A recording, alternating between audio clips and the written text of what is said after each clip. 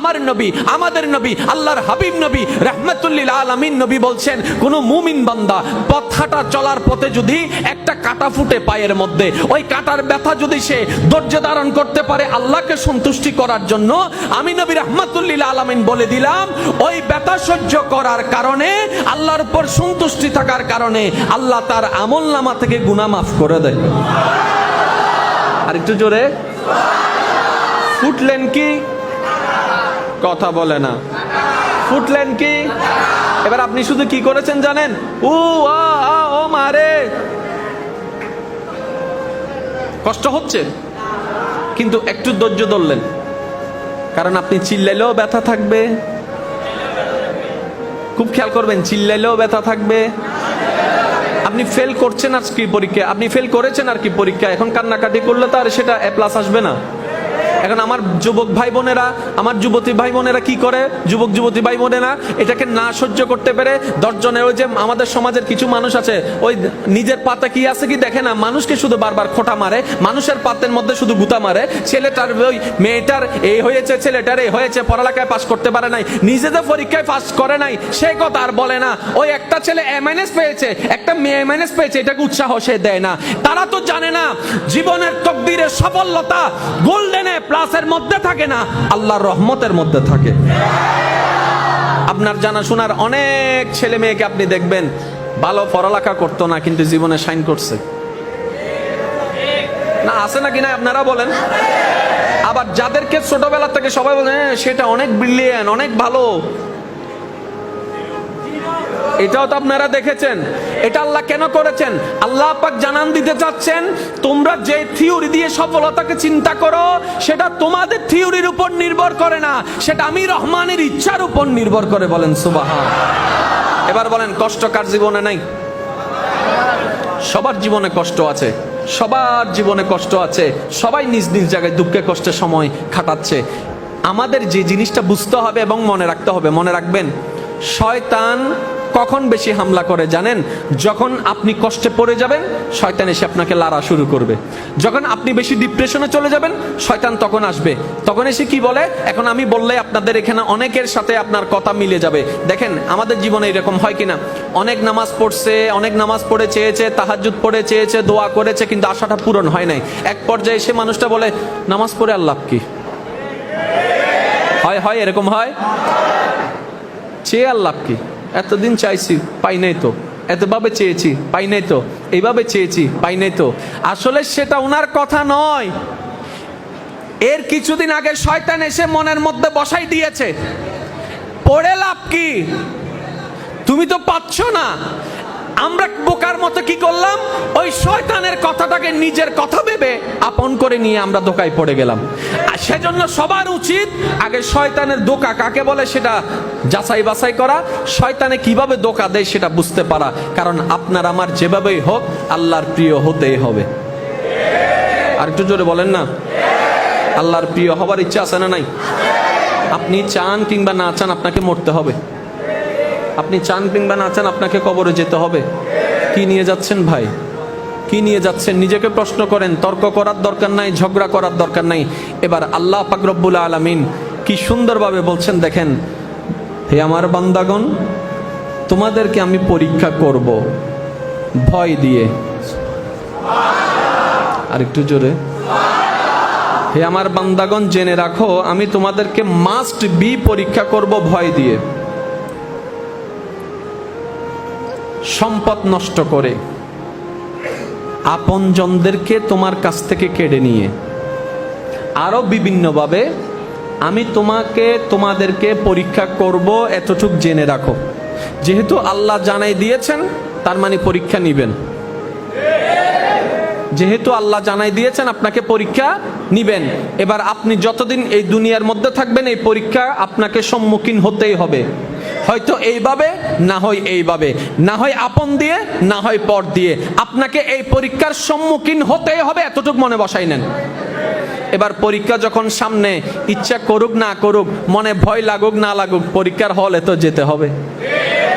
এখন আপনার পরীক্ষা যখন সামনে, আপনাকে তো পড়ালেখা করতেই হবে। সেজন্য দেখলেন না এসএসসি পরীক্ষার মধ্যে যখন আমার ভাই বোনেরা পড়ালেখা করে নাই, যখন হঠাৎ করে অ্যানাউন্স হয়েছে পরীক্ষার সময় সবাই পড়ালেখা হুরুস্তুল পড়ালেখা শুরু করেছে। এই সামনে এসএসসি পরীক্ষা আসবে, আমার ভাই বোনেরা হুরুস্তুল পড়ালেখা করছে। এতদিন পড়ি নাই আমরা, সেটা এখন টানতে হচ্ছে আমাদেরকে। কথা বলেন ঠিক না? এবার আপনাকে পরীক্ষা দিতে হবে। এবার আপনি পরীক্ষার জন্য প্রস্তুতি যদি নিতে পারেন, আপনার জন্য সফলতা সহজ। এবার পরীক্ষার প্রস্তুতি কিভাবে নেবেন এবং সফলতা কিভাবে হবেন, সেটাও আল্লাহ পাক কোরআনের আয়াত দ্বারা বুঝাই দিয়েছেন। বলেন না সুবহানাল্লাহ? আরেকটু জোরে বলেন। আল্লাহ বলছেন বিভিন্নভাবে আমি তোমাদেরকে পরীক্ষা, আওয়াজ হয় নাই, হে বান্দারা জেনে রাখো আমি আল্লাহ তোমাদেরকে বিভিন্নভাবে পরীক্ষা, কিন্তু ওয়াবাশশিরিস সাবিরিন, শুভ সংবাদ আমি আল্লাহ জানাই দিলাম তাদের জন্য যারা সেই বিপদ আপদ মুসিবতের মধ্যে এসে শয়তানের পাল্লায় না পড়ে আমি আল্লাহর উপর সন্তুষ্ট থাকতে পেরে ধৈর্য ধারণ ধরে থাকতে পারে, ধৈর্য ধারণ করে থাকতে পারে।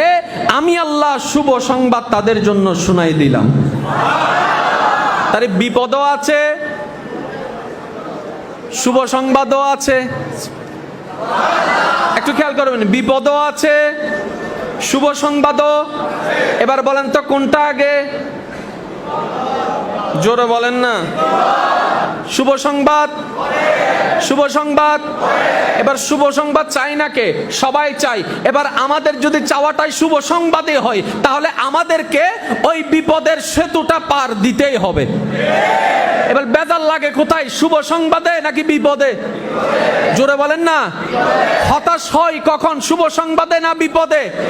এবার আপনার ব্যবসা করেছেন অনেক টাকায় লোন করে, অনেক টাকা লোন করে আপনি অনেক কষ্ট করে ব্যবসা দাঁড় করাইছেন, 3 মাস আপনি লস। এবার আপনার সব দিক থেকে সবাই চাপ দেওয়া শুরু করলো, টাকা দাও টাকা দাও টাকা দাও। এখন আপনি ডাইনো বামো সামনো পিছনো পথ দেখতে পাচ্ছেন না। এই কৌশলগুলো যদি আল্লাহর ওয়াস্তে যদি আমরা শিখে ফেলতে পারি, সবার আমাদের মধ্যে ঈমানের আলো জ্বলে উঠবে। সুবহানাল্লাহ।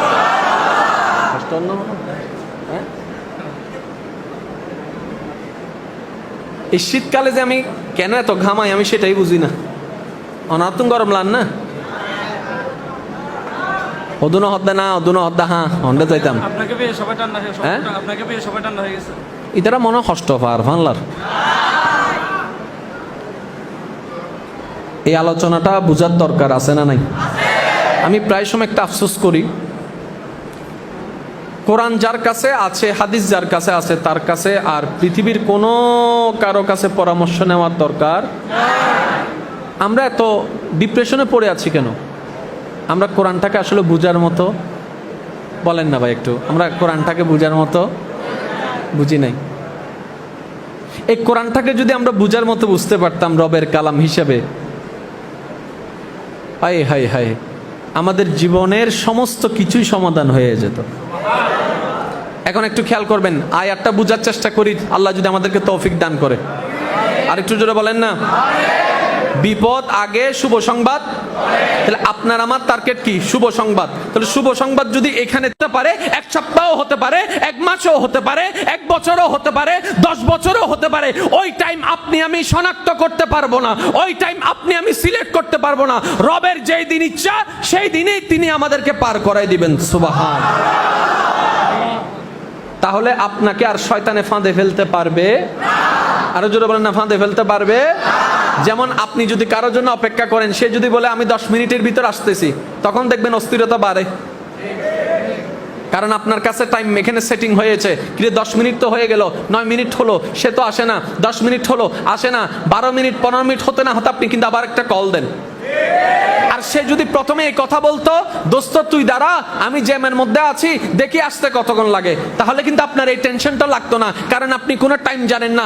আমরা বেশিরভাগ মানুষ বোকামি করি কি জানেন? এই যে আমরা নামাজ পড়লাম, কোন একটা স্বপ্ন চাওয়া পূরণ হওয়ার জন্য রোজা রাখলাম, নফল নামাজ পড়লাম, তাহাজ্জুদ রাখলাম, তাহাজ্জুদ করলাম, দোয়া করলাম, আমাদের চাওয়াটা হয় কি এটা ইমিডিয়েটলি যেন হয়ে যায়, ইমিডিয়েট যেন পেয়ে যায়। এমন ভাবে ভাবনি আমরা এক একজন আল্লাহর ওলি হয়েছি, আমরা এক একজন আব্দুল কাদের হয়েছি, আমরা এক একজন মঈনুদ্দিন হয়েছি, আমরা এক একজন রাবিয়া বসরি হয়ে গেছি। আমাদের তো সেই ধৈর্য এখনো হয় নাই, আমাদের ঈমান তো সে এখনো হয় নাই। আমাদের বুঝতে হবে বান্দার কাজ শুধু চাইতে থাকা, রহমানের যেই দিন ইচ্ছা সেই দিনে তিনি দান করবেন।